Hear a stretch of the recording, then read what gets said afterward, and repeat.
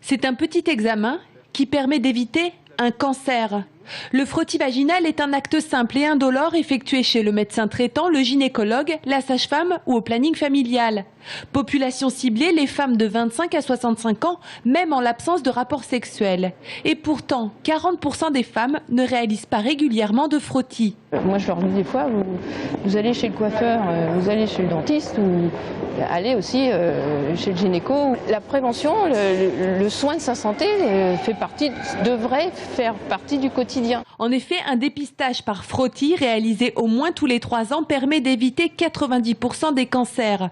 Autre moyen de dépistage, la vaccination qui permet d'éviter 70% des papillomavirus responsables du cancer du col de l'utérus. La vaccination, elle est recommandée par le Haut Conseil de la santé publique à partir de 11 ans jusqu'à 14 ans et après en rattrapage jusqu'à 19 ans révolus. L'Agence nationale de sécurité du médicament l'a encore rappelé en fin d'année qu'il y a un bénéfice à faire cette vaccination. Il y a plus de bénéfices que de risques à faire cette vaccination.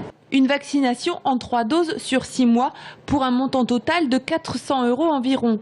Pour inciter les familles à faire vacciner les jeunes filles, la Ligue contre le cancer d'Indre-et-Loire les accompagne financièrement. Donc le coût du vaccin est pris en charge déjà par l'assurance, par la sécurité sociale ou la MSA à hauteur des 2 tiers. Donc il reste 1 tiers à la charge des familles qui est soit pris en charge par les complémentaires, mais ce n'est pas le cas dans toutes les familles. Donc nous prenons en charge cette partie-là, ce reste à charge qui est de l'ordre de 130 €.